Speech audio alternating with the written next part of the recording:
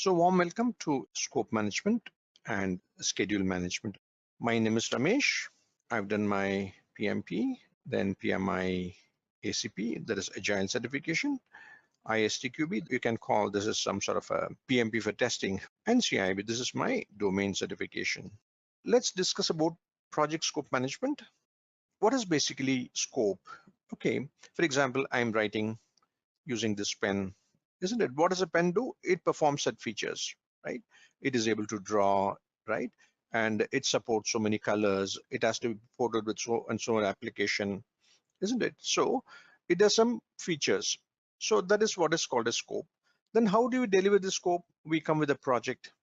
We gather requirements from the stakeholders. Okay, then we prototype this pen, then test the prototype, then send it to manufacturing. Then manufacturing department starts manufacturing pens in large numbers. Okay, so the project management processes we perform, like collecting requirements, planning, scheduling, budgeting. Okay, so all these are called as project scope. So there are two aspects to scope: project scope and product scope. That is what we're going to see. See, product scope and project scope. Product scope refers to features for a product, right? Project scope refers to the project management activities that you perform in order to deliver a prototype to manufacture a pen. Okay, so let's have an overview of this scope management process overview. In this process, these discussions are based on a project management body of knowledge. You call them PMBOK, project management body of knowledge, right? So this is brought out by PMI. Okay, so all the discussions flow from this project management body of knowledge. This is a book, this is a guide how to run projects. It contains best practices. Fine.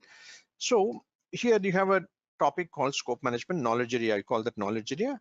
So how do you plan for scope? So these are all the processes we need to perform. First, we have to plan for scope management, right? Then we have to collect requirements.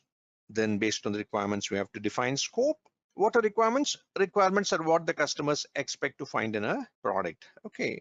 Then based on the requirements, we define scope. That is, we come with a scope statement that tells us everything that we have to deliver as part of the project. Okay. Then we create WBS, this scope statement. Okay. In this process, we come with a scope statement in defined scope.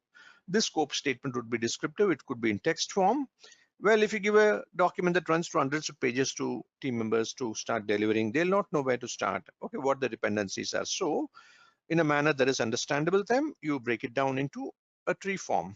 Okay, you break it down into tree form and you say, John, this is your work package, plan to deliver it. Jack, this is your work package, plan to deliver it. So in Create WBS, we break down the work into a work breakdown structure. Okay, and validate scope refers to getting the scope formally accepted by customer. Okay, for example, if we are prototyping this pen, we have to get this pen accepted, the prototype accepted by the stakeholders. Okay, that is called as validate scope. Fine. And the last process is control scope. Okay, control scope is a process of comparing what we plan to deliver with what we actually delivered. Okay, there could be variances. We'll see how to manage them. This is about scope management. Fine. Now let us analyze these processes in detail one by one. Okay. So the first process is plan scope management. So what do we do here? We come up with a scope management plan. So what is a scope management plan? This is a process of creating, plan scope management is a process of creating a scope management plan that documents how the project and product scope will be defined, validated, controlled. Define is how we define the scope, how we decide what features and functions it should support. Validation is how we get it accepted by the customer. Okay, so it provides you guidance on how to manage scope. That is what it means. Okay, now there is a description of this process, plan scope management. See, I was talking to you about project management body of knowledge of PMI, isn't it? It is what we discuss is based on that. So there are totally 49 processes in this project management body of knowledge, and each of these processes are defined using a particular template. Okay, these templates are like inputs, tools and techniques, outputs. I can give you a small example. See, if you have to make coffee, what do? We first use inputs. What are the inputs like? We have sugar, cream, coffee powder, isn't it? Those are the inputs, right? What are the tools and techniques we use? Stove, boiling. Okay, those are the tools and techniques. So what is the output of this process? Output is cups and cups of hot coffee, isn't it? So all these 49 processes are used described using this familiar template, that is inputs, tools and techniques, and outputs. So this process is called plan scope management. So let us see what are the inputs that go into this process, what are the tools and techniques we use, and finally what is the output that we get out of this process. Okay, so the first process, plan scope management. Okay, well, the input for that is, we are discussing inputs, no? So what is the first input? The first input is project charter. Okay, just in case you do not know what a project charter is, let me tell you. Project charter is a document that actually initiates a project. Okay, so as soon as a business decides to commission a project, as soon as an organization gives an approval to launch a project, the project manager is informed. The project manager uses a business case. Okay, business case is some sort of a decision support tool that organizations process in order to fund a project. Okay, a business case is put up by the business, and once it is approved, that business case becomes a basis for writing a project charter. So the project manager conducts interviews with stakeholders, and he comes up with a high level document that is called a project charter, right? It contains high level stuff. It contains high level requirements, high level scope, high level schedule, right? Not even schedule, high level milestones, high level pre-approved financial resources, which later on becomes a budget, high level risk. Okay, so you have a basic document called project charter. So that gives you high level requirements that will help you plan for scope in a much more detailed manner. Okay, that is one thing. Then what other inputs do we have? We have project management plan. Okay, so what is a project management plan? See, there are totally 10 knowledge areas. Okay, for example, you have knowledge areas like scope management, schedule management, cost management, quality management, okay, resource management, risk management, procurement management. Okay, so there is a totally 10 knowledge areas, right? And all these 10 knowledge areas have plans. For example, you have scope management plan, schedule management plan, cost management plan, and so on. So we come with different plans with different knowledge areas and combine them into one big plan that is called as project management plan. Okay, so when you say project management plan, well, it is a combination of multiple plans. Okay, so what type of guidance does project management plan provide for scope management plan? Well, you have several plans. I can give you examples of whatever plans are used for planning for scope. Okay, so the first one is quality management plan. Okay, so why would quality management plan be important? Quality management plan is part of project management plan. Why would that be important? See, when we define a product, we should define the quality specifications for the product, isn't it? So what is quality? Quality is conformance to requirements. Okay, so when we buy a product, when we say quality, what does it mean? It has to meet our requirements. Only then you say that is quality, isn't it? Now, where do you get this requirements from? You get it from several places. For example, if this product is a regulated product, like say a pharmaceutical product, you have to go by FDA regulations, right? Or you may have some industry standards, Six Sigma or CMMI5, so you have industry level standards, right? Or an organization may have its own internal standards, which it consistently applies to all the projects. So organization standards, right? Right. Like this, you have to talk to customers, find out what the requirements are relating to quality, and you have to build quality. And you have to come with a quality management plan. So quality management plan talks about the quality that you should build into a product. Okay. Organizational process assets. What are these? See, these are typical standard inputs for any planning process. See, for example, if you work in an organization, okay, you will be having things like organization's culture or policies, procedures. Every organization got policies and procedures, right? You have to go by the policies and procedures relating to product development, right? Then you may have historical information relating to earlier projects of similar products that you can access. Okay, these are called as organizational process assets. Every time we run a project, we create assets. These assets could be like information database, right? It could be defect database, schedule database, cost database. All these are accumulated over a period of time. So when you start planning for scope, you look into similar projects that were handled earlier, and you can use that as a sort of an input. Okay, then what else? Well, you also have another input that's called as enterprise environmental factors. What is an enterprise environmental factor? See, as a project manager, when you work in a client's place or even in your own organization, you must be acutely conscious of certain things. For example, culture. If you're working for a Japanese client, quality is a very important culture. You cannot violate culture. So you have to do a lot of Ishikawa diagrams, root cause analysis. Okay. Or if an organization extremely risk-taking culture, well, you have to take big risks. You should not mind making mistakes and learning from them. Okay, so culture is one enterprise factor, right? When you say enterprise factor, these factors are related to the enterprise. These are factors over which we as project managers do not have any control. So we have to adapt to the culture, right? Then it also means infrastructure. Let's say you have to gather requirements. Well, whatever requirements tool is available, you have to use them. Okay, at times you may not have anything, you just have to gather using word templates. So whatever is available internally, you have to use this an input. Fine. Now let's come to tools and techniques. So what type of tools and techniques do you use for plan scope management? Expert judgment. Okay, so this is also a common tool. What type of expertise? Well, you need to have expertise in understanding the product, no? Understanding the product, understanding the domain. You need to find out people who could be training your own team members with expertise, that type of expert judgment you require, right? It could be sponsors, it could be customers, it could be anyone. Okay, fine. Then you also have another tool that is called as data analysis. Meetings with whom?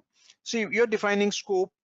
So you should find out what are the product features that this product should support. So you'll have meetings with a lot of people. You will have meetings with marketing teams, production teams, operations teams, sponsor, customers, right? So you need to have meetings so that you can plan for defining scope, right? Then data analysis. So what type of data do you need to analyze? See, if you have to define scope, you have to gather a lot of data relating to alternative ways of collecting requirements. Should I have interviews or should I have questionnaires, right? How to create a product? What are the alternative ways of creating a product? What are the alternative ways of inspecting? What are the alternative ways of gaining acceptance, validation, etc., etc. So that is called as data analysis. Fine. So now when you do this, you get output. So you have two outputs in this process. The first one is called as a scope management plan, and the next output is called as requirement management plan. Okay, so you have two plans, the one process, but two plans. Okay, fine. So scope management plan tells you how to define scope, then how to create one WBS out of this scope statement, then how to lay down approval process, how to get this scope accepted, how to deliver, how to get acceptance from customer, and so on. Okay, so scope management plan is an output. Likewise, a requirement management plan. See, what is a requirement management plan? See, you cannot just straight away go into somebody's room and start asking questions. You need to have a bit of planning. Okay, for example, you should first decide, well, which module should I focus on? So you need to have some sort of a prioritization, isn't it? Then you have to decide what approach should I have. If it is an agile project, the product owner always sits with the team. He's available all the 5 days. So you will have just-in-time requirements. If it is waterfall projects, you will have requirements, very intensive requirements at the beginning of the project, and later on it tapers down, isn't it? Right? Then you also have to gather metrics. What is a metric? For example, you have to prototype a pen, or a pen. Now you have to say what the diameter of this pen is. That is a metric. Okay. So that's an example. So how do you convert these requirements into numbers, right? Then how do you manage configuration for these requirements? So these are all the things you have in a requirement management plan. So you have to come with scope management plan and requirements management plan. Fine. So now we're going to the next process, that is collecting requirements. Okay. So what do we do here? What is a requirement actually? Requirements determines, documents, and manages stakeholders' needs in relation to a product. What should this pen do? well, this pen should write, it should support so many colors, it should be ported to so many applications. Okay, these are all the requirements that stakeholders have about a product, isn't it? So we collect requirements. That is what this process is all about. Okay, so let's see how we get the inputs, outputs, and tools and techniques for this process. Fine. So when you say requirements, what exactly are requirements? Okay, so the basic input for this is project charter, isn't it? But before that, let me tell you what are requirements. So requirement could be business requirements. These are very high level business requirements, like we should improve our market share by 10%. We should be the market leader. The rate of efficiency should improve by 50%. Turnaround time should come down by 10%. Very high level business needs. Okay, so those are also requirements, right? Then you have functional requirements, what a particular product should do. Then you have non-functional requirements. For example, the battery should be working for 6 hours, right? Okay, there is a non-functional requirement. If you're designing a website, well, the screen should load within half a second. So non-functional requirements. Quality requirements. Quality requirements refers to what are the tests it should pass, what are the conditions against it has to be tested, right? Then project related requirements, for example, what are the milestones for this project, what are those requirements that you have to meet. Okay, like this we have to gather a lot of requirements. Okay, so the basic input for this project charter, again, that gives you high level requirement for the product. Fine. Then project management plan. Why is project management plan once again an input? Okay, because project management is a combination of multiple plans, so that will provide you guidance on collecting requirements. Okay, then what else? We have project documents. What are project documents? See, there are two things in a project. Fine. So it is either a plan or it is a document. Okay, so any document, for example, you have business case. Before you launch a project, you have business case. Business case tells you what are the high level requirements for a product. That will guide you. Okay, so then you have a plan called benefits management plan that tells you how to manage benefits. Okay, so there are a lot of project documents. So these will guide you in collecting requirements. For example, you are collecting requirement for a particular operational department for a process flow. So understanding the process flow, you have a process flow chart. Okay, that is a document. Okay, so project document is also an input. Fine. Then business documents, this again is a business case. Okay, business cases, it tells you the initial intention for a product. It contains an initial solution vision, so that becomes some sort of an input for collecting requirements. Then agreements. What are agreements? See, agreements are the agreements that you enter into with customer. See, when you get a contract, let's say you're ABC company, you get a contract from XYZ company to deliver a product. So customer would have entered into an agreement with you. Agreement would contain a statement of work. What is a statement of work? Statement of work is a narrative description of everything that you, ABC company, must deliver as part of the project. So it contains all the requirements. So you look into agreements as to what you have to deliver. That will be the basis for collecting requirements. You have to go and talk to the stakeholders based on this statement of work and amplify the requirements in a much more detailed manner. Fine. Enterprise factors, the same thing. Whatever tools are available in industry in that particular organization, you have to use it, right? For example, requirements tool, right? Organizational process assets, you can use templates for gathering requirements that an organization gives you. Okay, these are the inputs for collecting requirements. Then what are the tools and techniques? Expert judgment. What type of expertise? See, collecting requirements, you need to have, first of all, you need to employ business analysts who are trained, who have specialized knowledge. Okay, knowledge about what? Well, they should have specialized knowledge in requirement elicitation. Then they need to have knowledge in documenting. They need to have knowledge in business, right? They need to draw basic diagramming skills. They should have basic diagramming skills like drawing use cases, okay, context diagrams, and so on. And they also need to have expertise in conducting facilitated sessions, interviews with stakeholders, and so on. So as a project manager, you have to make sure this expert judgment is brought into the project somehow, either from the same project or from some other project. You need to have expertise in all that. Fine. Then data gathering, what type of data should you gather for requirements? Okay, basically it refers to requirements. So how do you gather data? You can have interviews, okay, through interviews, or you can have focus groups. What are focus groups? You have people with focused attention on specific aspects of a product. For example, you want to develop a website, you can bring all the customers and ask them to get their focused attention on this website, right?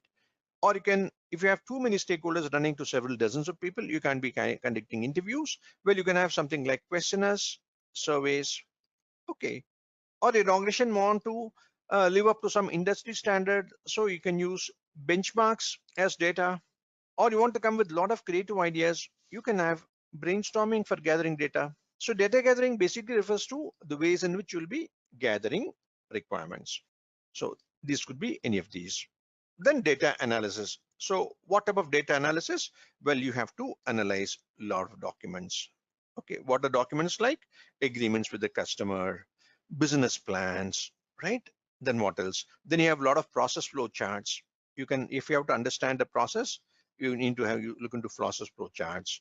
Then issue logs, policies of the organization, regulatory requirements, RFP that you get from your customer. So you have to analyze a lot of data in order to decide what requirements to collect. Then decision making.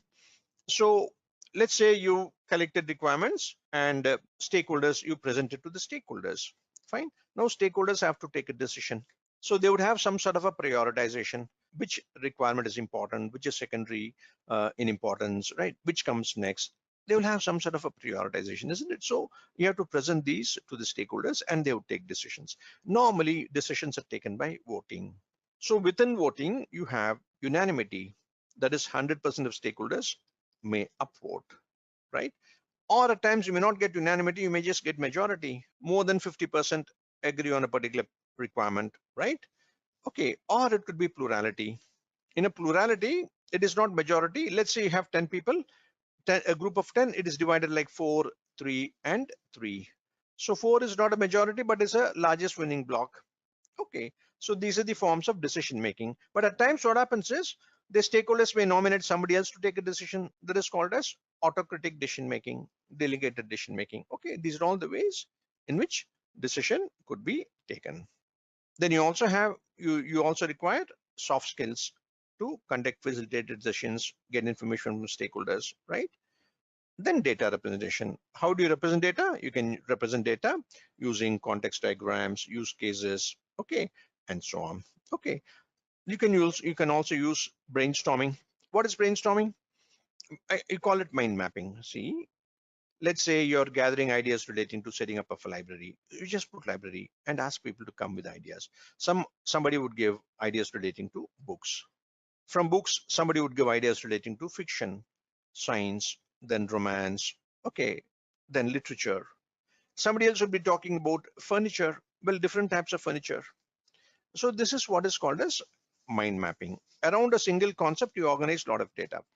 Once you get all this data, you put them in some sort of a homogeneous groups, all ideas relating to books, all ideas relating to audiovisual equipments, all ideas relating to furniture, all ideas relating to parking space. Okay, so that is called as affinity diagramming. You come with mind mapping and affinity diagramming as data representation.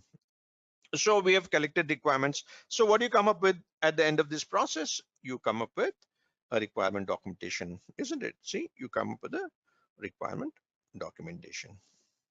See, prototype is some sort of a mock-up. Context diagram refers to use case. What is use case?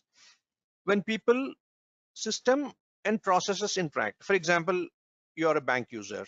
You access a banking system and a bank interacts. Okay, you have people, you have processes, you have systems interacting. So you can represent that using context diagram. You call them use cases. Then you can prototype. Okay, you have to present the prototype to the stakeholders and get a consent. What is a prototype? It is some sort of a mock-up. So failures are quite common in product development. So you have to prototype. You have to fail early and learn early.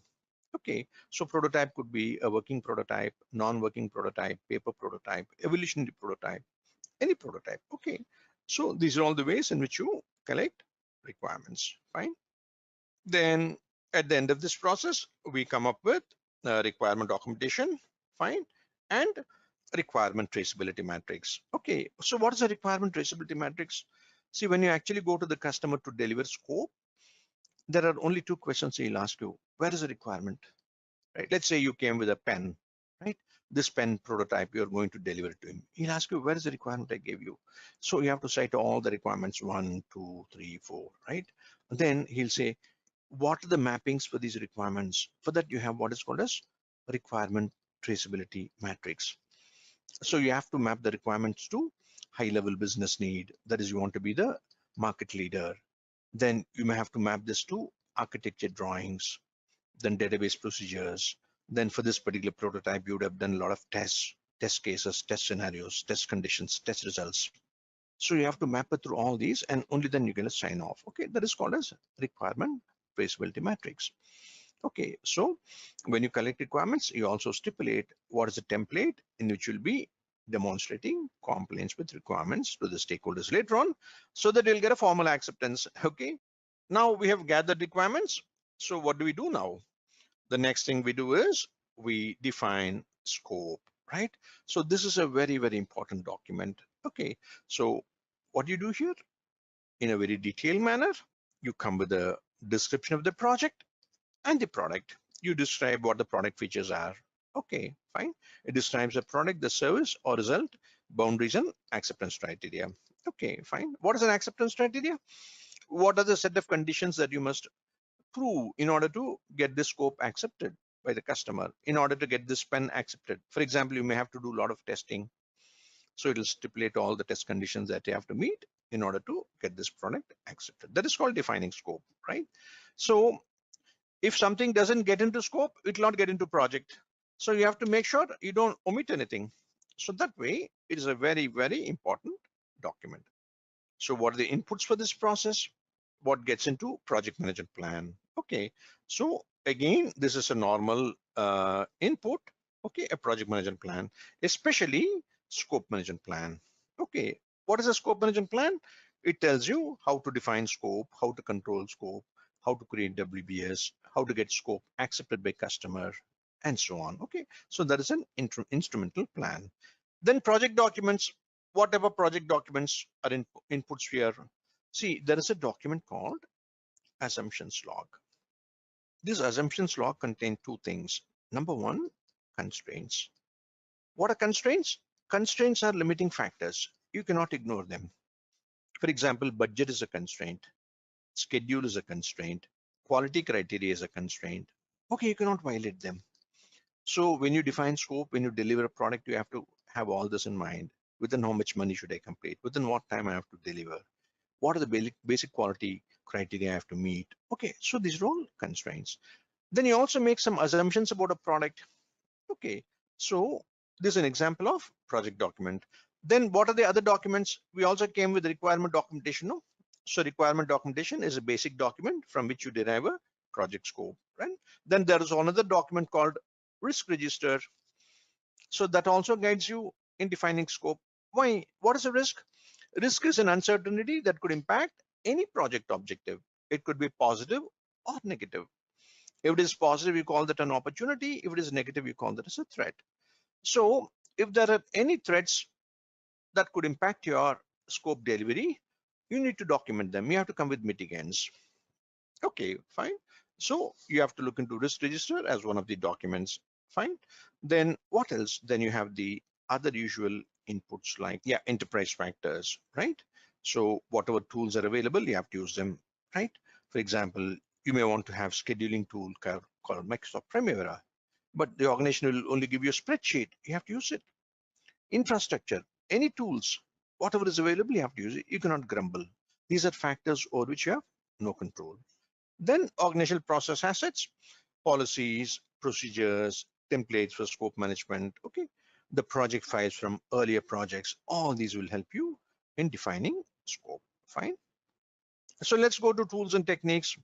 So again, we have the same expert judgment. So what type of expertise do you require? So expertise in defining scope. Then decision making, data analysis, interpersonal team skills. So what is decision making? For example, if you have to select a product, how much of importance should you give to a product feature? For example, you want to focus on looks of a product, right? Looks, then safety, then cost, right? So how much of importance should be given to looks 2x, safety 3x, cost 1x? So you can take decisions based on some sort of a matrix like this for a product. Okay, then data analysis refers to alternative ways. For example, am I going to deliver the entire product myself, or am I going to outsource some components over which you have no core competence? Should I go for Microsoft project? Should I go for Primavera? Should I go for skilled people or semi-skilled people? Should I use tools? Should I use a combination of tools and manual processes? Okay, so you have to make a lot of alternative decisions. So data analysis is very, very important. Then interpersonal team skills. See, a lot of times while defining scope, you'll be meeting with cross-functional experts, people from design teams, people from technology teams, people from business teams, operations teams, marketing teams. So you need to make sure all of them come to an agreement on all the product-based decisions. So as a project manager, you need to have a lot of facilitation skills, soft skills. Then product analysis. See, what is product analysis? See, this is unique to engineering products. In product analysis, what we do is we break down a product into smaller and smaller components. See, let us say you have a table. So what does a table have? Table has got chairs. I mean, it has got a top and it has got legs. Now, this top, should it be made of steel, or should it be made of wood, or should it be made of plastic? Well, it can be made of plastic if at all it is not going to withstand a huge weight. Well, it can be made of wood if it has to withstand a lot of weight.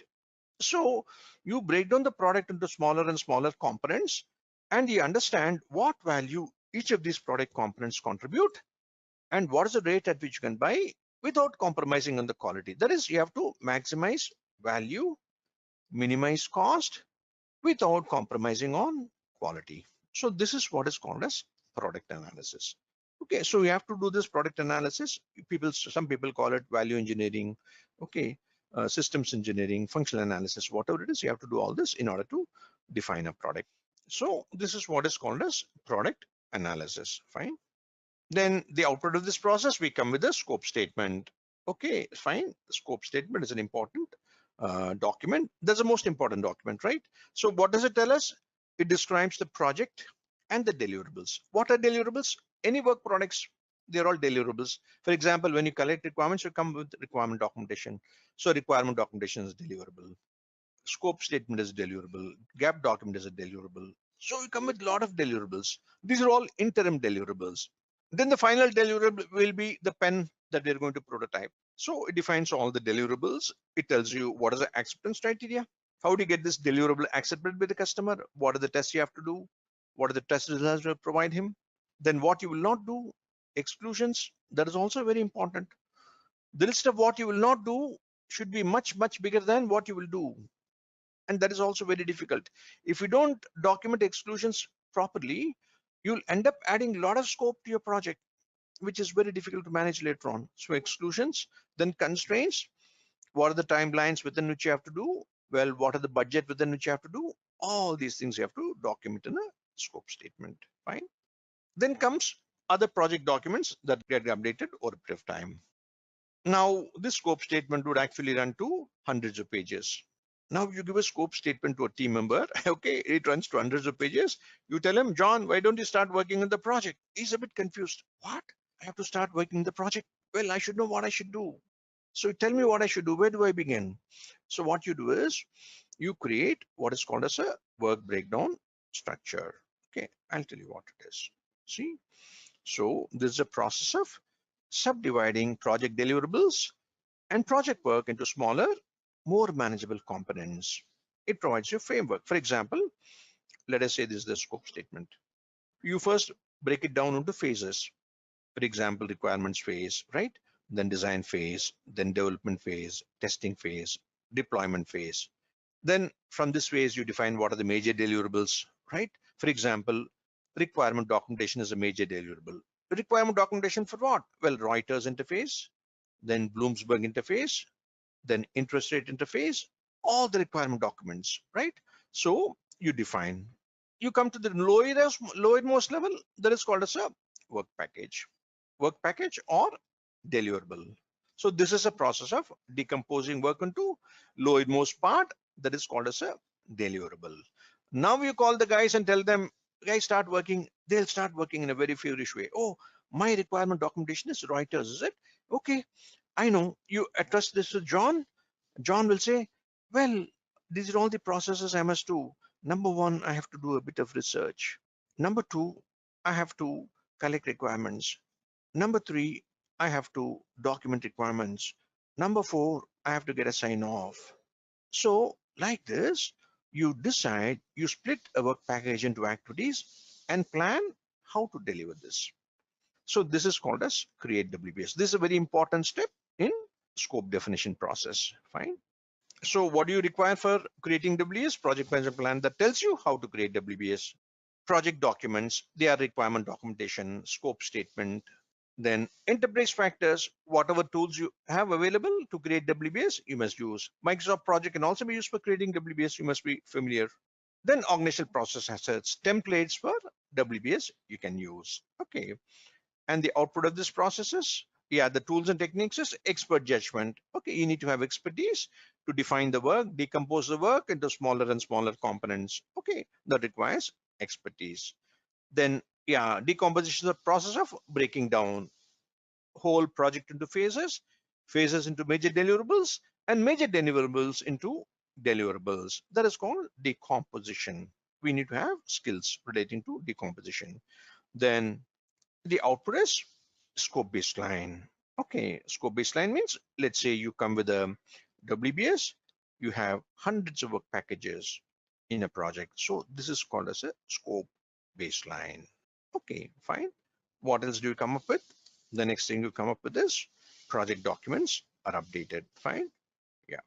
So that's about creating WBS. Okay, fine. So now what have we done? We have collected requirements. We created a scope statement, and from the scope statement we created a WBS. Now the WBS gives an importance, I mean gives an idea for the team members to decompose this work package into activities and plan to deliver them, isn't it? Okay, now let's go to the next process, validate scope. Okay, now we must assume that you have come up with the deliverable and you have tested the deliverable and you're placing it before the customer to get a sign off.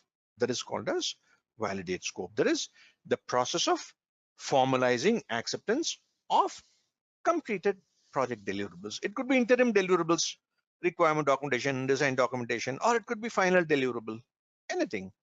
Okay, so that is what is called validate scope, right? It's a process of formalizing acceptance of the completed project deliverables. It brings objectivity to the acceptance process, right? Yeah. So the project management plan tells you how to get this validation, especially scope management plan. Then you have project documents. What are project documents?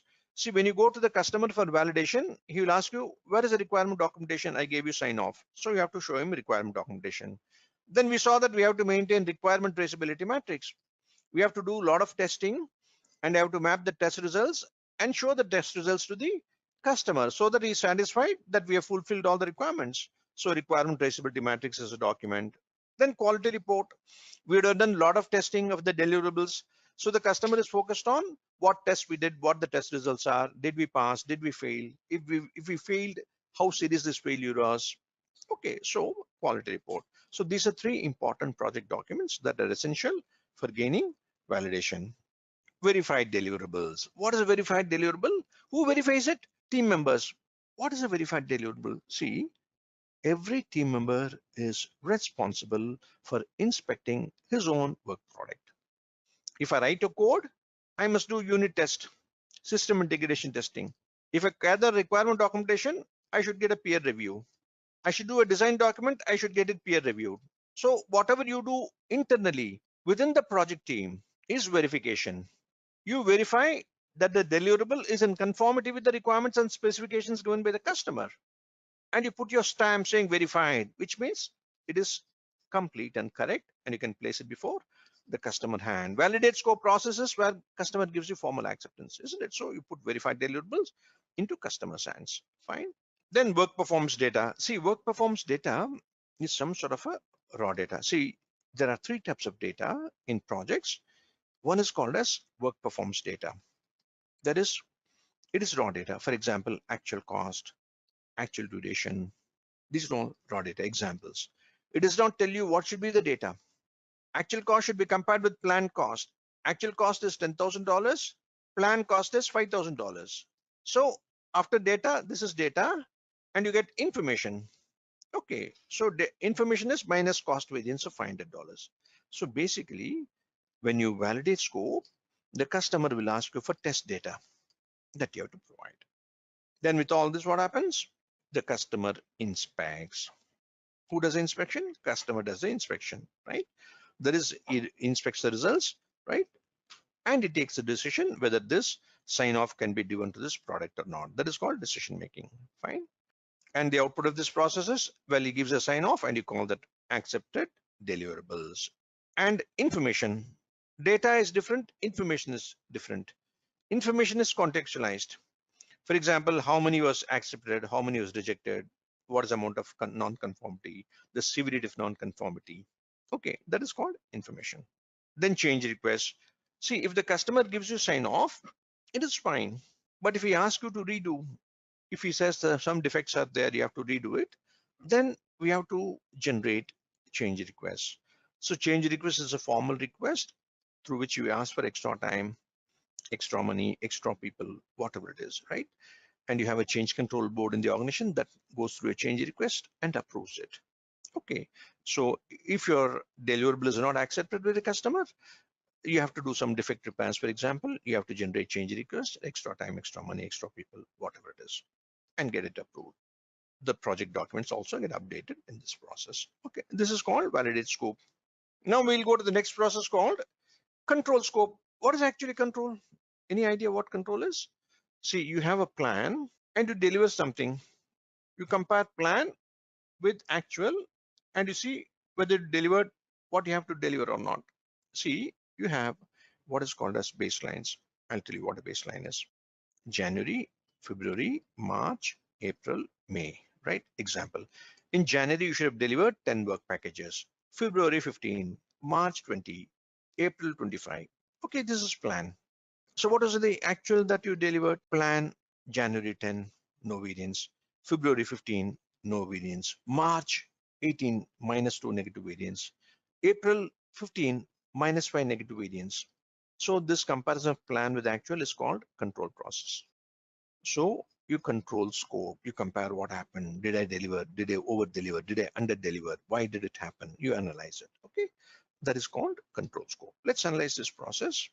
So this is a process of monitoring the status of the project and product scope. In other words, how much have we delivered? That's all, right? What are the inputs? Project management plan. Within that, scope management plan. Project documents. What are project documents? Requirement documentation. For example, in the month of March, we are doing variance analysis. We should deliver work packages. How much have we delivered? Well, we have delivered only 20. So requirement documentation tells you where you under delivered or over delivered, right? Then requirement traceability matrix, that tells you what are the test cases you're supposed to do. Did you test for certain requirements which are not there? So did it cause any scope creep? All that you understand. Okay, project documents, fine. Then work performance data. What type of data? Like number of change requests received, number of change requests accepted, number of deliverables completed. Okay, that is called work performance data. Then organizational process assets like the policies, procedures, templates, monitoring and reporting methods for scope variance. Okay, all this. And the tools and techniques are data analysis. So under data analysis, you have what is called as variance analysis. So variance, I told you, short-term analysis, comparing plan with actual short-term. Trend analysis, there is one more tool that is called trend analysis. There is a long-term analysis. So both these are done as part of control scope. Then what else do you get? You get work performance information and change requests. So here also you can generate change requests. So that is called as a change request. Then updates to plan and updates to documents. Okay, this is about control scope. Schedule management is an extension of scope management. In scope management, what do we come up with? You come up with the scope baseline. So what is a scope baseline? It gives you hundreds of work packages, right? Let's assume E is a work package. Now, in plan schedule management, what we do is for all these work packages, we define activities. That is, we'll take one sample work package, right? We define activities. That is, let's say this is requirement documentation. What should you do in order to deliver this? Well, you have to define activities. For example, I will do some research first. Then as I do research, I'll come with a questionnaire. Now, after research and questionnaire, I'll conduct interviews. After interviews, I will have a documentation. After that, I'll review. And after that, I'll get sign off. So when you do all these activities, this requirement documentation would be ready, isn't it? So you first define activities, then you sequence them into network diagram. What are network diagrams? It is like this: start. So first, research, simultaneously questionnaire. Both can be done simultaneously. Let's say it is 1 day, 1 day. Then after research and questionnaire, you do interviews. Let's say this is 2 days, or let's say 1 day again, right? After interview, what do? You document. That is 1 day. Then after that, you get a sign off. That is 1 day, isn't it? So what happens? This scope baseline gets converted into hundreds of network diagrams. And these network diagrams are used for developing a schedule. So what is a schedule like? A Gantt chart, isn't it? From this network diagram, we can create a Gantt chart. It is like this, you see. You come with a Gantt chart that tells you day one, day two, day three, day four, day five, day six, isn't it? So requirement research and questionnaire, they can happen on day one. Then after both these, you can go for interview. Then after the interview, you have documentation. After documentation, you have a sign off. So this way, yeah, it comes like this. Okay, so this way, out of a scope, you develop schedule. This is what scheduling is all about. Okay, fine. Then you manage schedule, you control schedule, and so on. Fine. Yeah. We'll just have a very brief overview of this process. Again, you have to have expertise in deciding how to decompose work package into activities. Fine. Then what else? Then you need to perform different types of data analysis, right? So what is data analysis? So data analysis and meetings. So meetings with different stakeholders to plan for schedule, right? Who could be stakeholders? Important stakeholders, team members themselves. Who are the best experts to decide how long it's going to take? Team members. They know how long a duration is, how long an activity is going to take, what are the risks involved in this activity, what is the contingent reserve they have to provide for the activity, everything. So team members, meeting with work package managers, meeting with schedulers. Now, all these schedules should be approved by people in the organization, isn't it? You have functional managers in the organization who will be reviewing your schedule and approving it, isn't it? So you have to have meetings with different stakeholders. The rules of performance measurement. That is, there is a concept called earned value management. So that is actually discussed in cost management. So that tells you how to come with periodical analysis, variance analysis is fine, and let us help find where we are heading, how to come with financial forecast, how to come with schedule forecast. So those roles are mentioned in schedule management plan. So this is a process that gives you a schedule management plan. Okay, fine. Then release and iteration length. So you have a bit of agile combined here. So it tells you what is an iteration. See, in agile projects, you have time box iterations. What is a time box iteration? Well, it could be 1 week, 2 weeks, 3 weeks, 4 weeks, 5 weeks. Why do you call it time box? Let's say in a particular week, you plan to do a certain amount of work. Let's say 10 user stories. You call them user stories in agile, right? Now, at the end of the iteration, you complete only 8. Now, what will happen in normal projects? If you don't complete something on time, you extend the duration. You ask for extra time, isn't it? But here, it doesn't happen. You wrap up the iteration. Whatever you did not complete, you put it back in product backlog. And if that is valuable, you pull it to the next iteration and do it. Okay. So those are called iterations. Iterations are time boxed. So the schedule management plan of an agile project tells you what should be the duration of the iteration. And each iteration will have, several iterations will constitute one release. For example, if you have a major product push, you will break it down into several iterations. Let's say you have one release. Through this, you want to have major product push, major product feature, and you plan to release it in several iterations. So iteration 1 will create something that is potentially shippable. And when you combine all the 5 iterations, you may take it out as a big product push. Now, what should be the release length? If the iteration is 1 week, a release will have 5 weeks. If the iteration is 1 month, the release will be 5 months. So these decisions also you must take as part of planning for schedule management for agile projects, right? Then reporting formats, how are you going to report your timesheets? That is about schedule management plan. Now we have to do the next process, define activities. That is, we'll break down work packages into activities. Okay, that is what is called as define activities. Fine. So this is a process of identifying and documenting the specific actions that need to be performed to produce a deliverable. You break it down into activities. Fine. So what are the inputs? Project management plan that tells you how to do the decomposition. Fine, how to break it down. Okay. Enterprise factors, culture, structure, any PMIS, any tool, right? Then organizational processes, templates that you can use. Then what are the tools and techniques? Expert judgment, how to define this type of expertise you require. Decomposition, what is decomposition? Breaking it down, right? And rolling wave planning. What is rolling wave planning? See, this is a very interesting concept. In waterfall projects, we have projects that may run for 12 months, 24 months, and so on, isn't it? We cannot plan for the entire 12 months right now. You will plan for short durations of 3 months or 2 months, whatever it is, depending on the complexity of the project. Only for this 2 months you plan in detail. So the rolling wave duration is 2 months. When you say plan in detail, what does it mean? You define work package into activities, sequence them, create a network diagram, and come with Gantt chart. So that is what is called as detailed planning. So the period up to which you have detailed planning is called rolling wave planning. So you adopt rolling wave planning as a concept. Then meetings with team members, meetings with organizational stakeholders, right? Meetings with schedulers and so on. Then output is you get a list of activities, right? That you have to deliver. Then activity attributes. What are the activity attributes? These activities have got a particular set of features. Who should do it? How long it should take? Durations. What are the costs for these activities, right? In what sequence it should be done? Which activities comes first? Which should come next? All these are called as activity attributes. Then milestone list. What are milestones?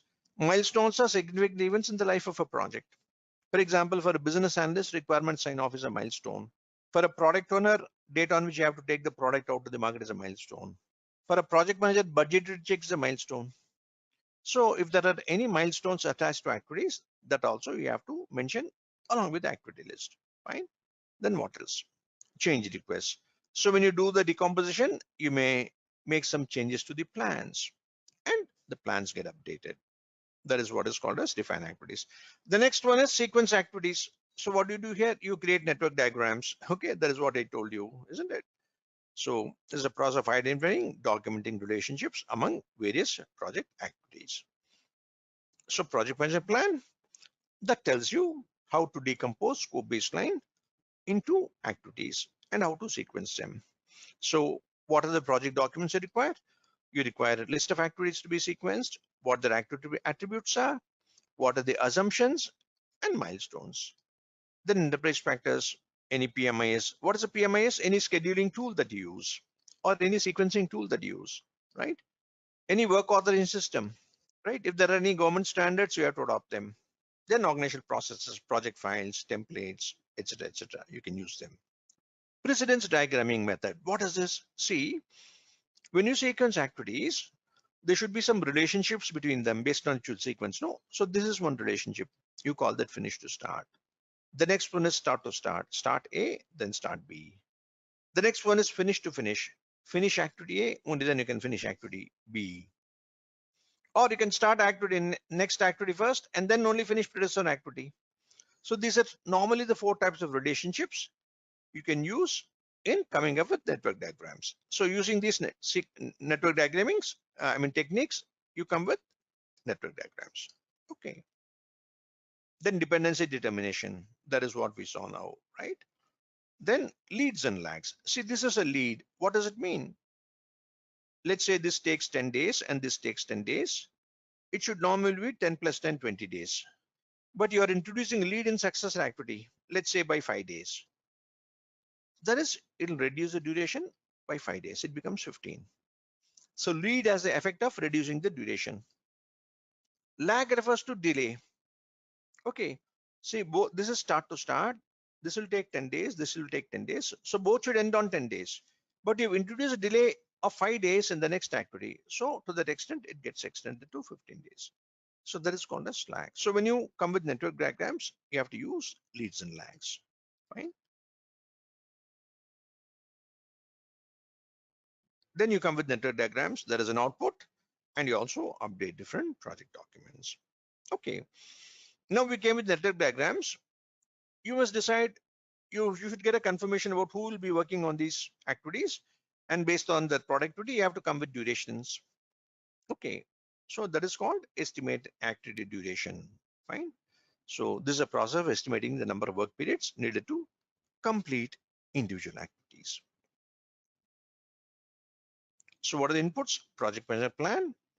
Okay. Then project documents. For example, you are going to come with duration estimates for what? List of activities. The assumptions about productivity you have, right? If you assume that you're going to get an experienced people, you can plan to do it in 10 days. Inexperienced, 5 days. Semi-skilled, 7 days. So the assumptions you make. Milestone, project team. If there are any milestones, well, the activity should end on that milestone, isn't it, right? Well, the project team also tell you what type of duration you can plan for. Okay, fine. Then enterprise factors, for example, productivity metrics. What are the productivity of team members? They'll assign the duration, okay, and so on. That's an example. Then comes organizational processes, historical duration. This is information of the earlier projects, which you can use. Project calendar. What is a project calendar? See, if an organization has, if a project is running on 2 shift, you'll have 2 project calendars. 3 shift, 3 calendars. So you have to plan for schedules in all the calendars, isn't it? Then scheduling methodology. You have precedence diagramming method, activity on node, so many methods, critical path, critical chain. Okay, you can decide what has to be applied. Fine. Yeah, tools and techniques will be expert judgment. It is a common tool and technique. Okay, right? Likewise, analogous estimating. Yeah, see, it is like this. When you start a project, you'll have analogous estimating. What is analogous? You take an earlier project as an example. Based on that, you come with estimate, right? Then as you start planning for the project, you go for parametric estimating, a bit more detailed. You've completed one phase, you're going from one phase to the next phase. So based on the project performance of the current project, you have an estimating that is called as parametric estimating. Then once you've understood the work package very well and you decompose into activities, you have bottom-up estimating.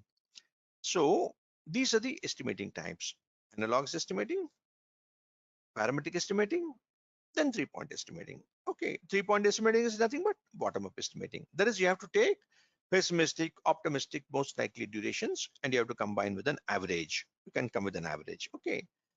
Then for this, you also have meetings. Fine. Data analysis. Okay, you have to analyze different data relating to productivity, team members' competencies. Okay, and so on. Okay, so that is data analysis. Then finally, what happens? We come with, yeah, decision making. So once you come with duration estimate, well, the work package managers would be meeting the project manager, and the project manager would be settling these budgets, isn't it, timelines. So that is called as decision making. Fine. So bottom up estimating is where you know the activity level information and you work it upwards. Okay, from work package to upwards. That is called bottom up estimating. Okay. Then finally, you come up with duration estimates for each activity. Okay, for each work package, right? Let's say requirement documentation, that is one work package, right? Well, that will take 30 days. You come with duration estimates. Fine. What else? You also come with basis of estimate. This is a very important document. When you came with 30 days estimate, you must say on what basis you came with this estimate. Was it analogous? What is parametric? What is bottom up? what the plus or minus you assumed.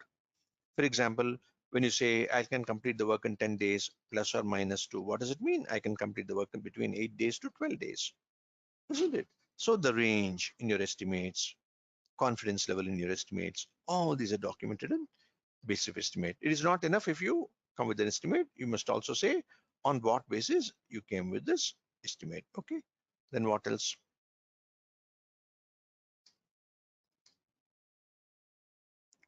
Project documents will get updated in this process.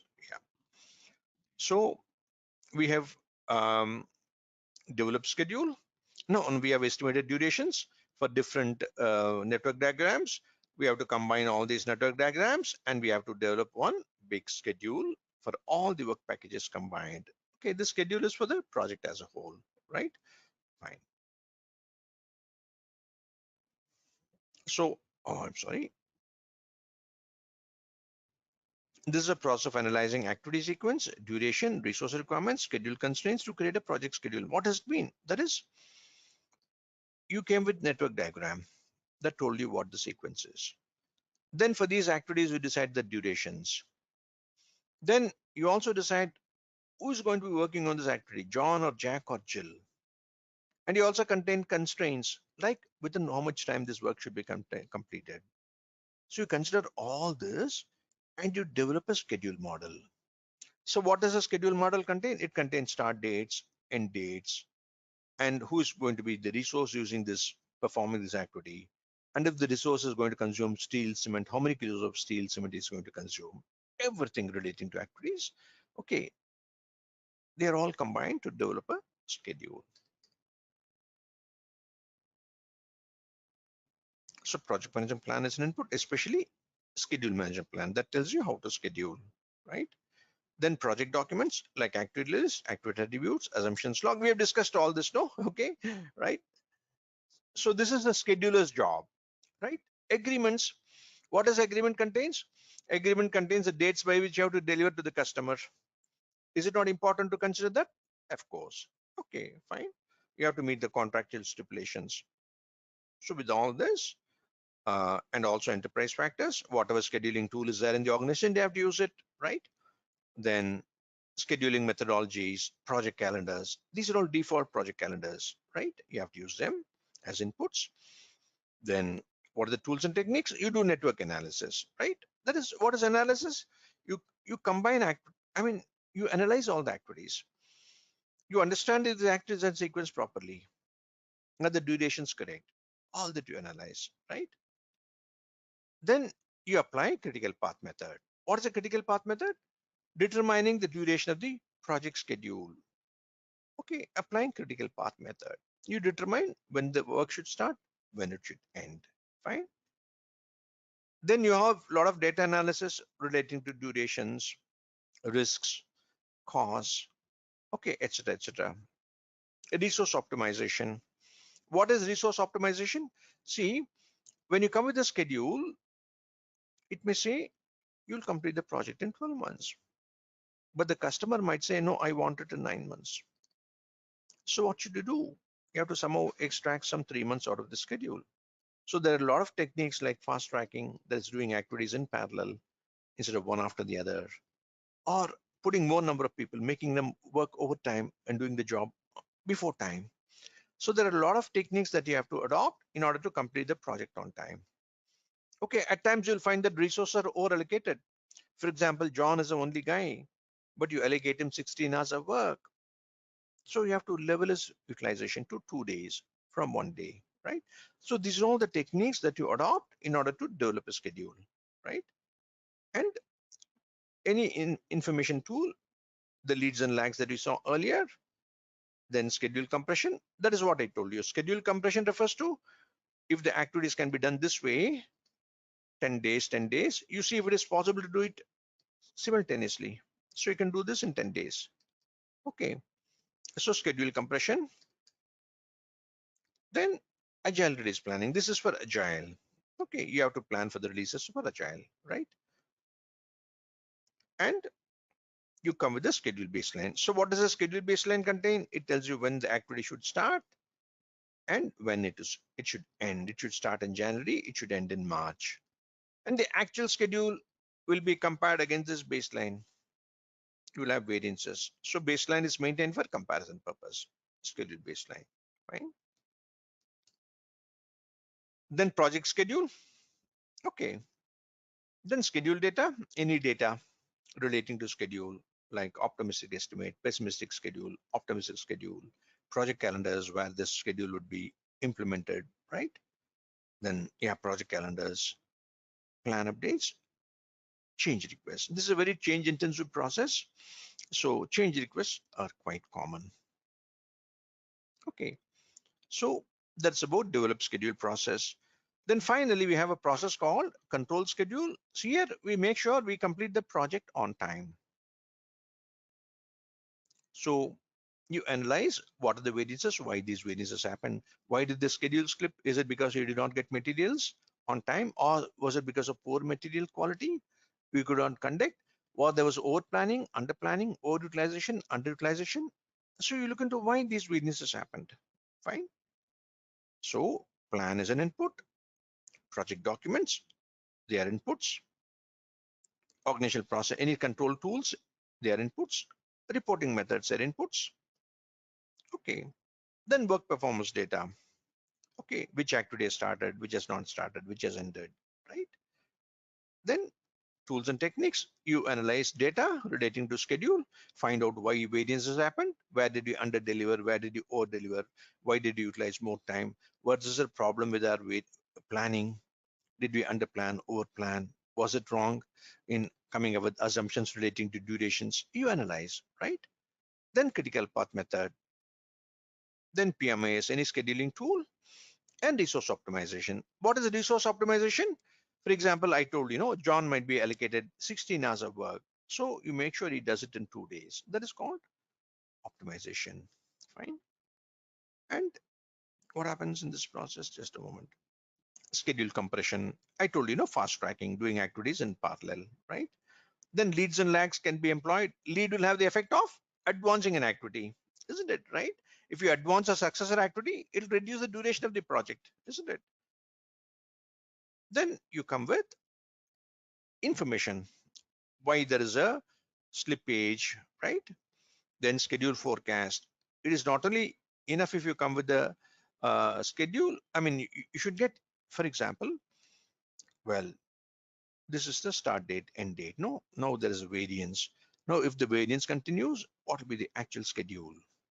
Will we be able to complete the project in 9 months, or do we require 12 months? That is called schedule forecast. That is based on information that tells you why this particular variance happened. Okay. Then change request. So definitely you will make some changes. You will avoid this variance happening again and again. Why did this variance happen? Well, we thought that we could do something in 10 days, but we actually took 20 days. That is why this variance happened. Why did it happen? Because poor planning. We overestimated productivity. So I'll make corrections to my assumptions, and next time this variance won't happen. I'll ask for extra time. Okay, they were called as change requests. Then updates to plan and updates to project documents. Yeah, so that's about schedule management. So see you all then. Thanks for being with me. Have a great day. Goodbye. Good luck.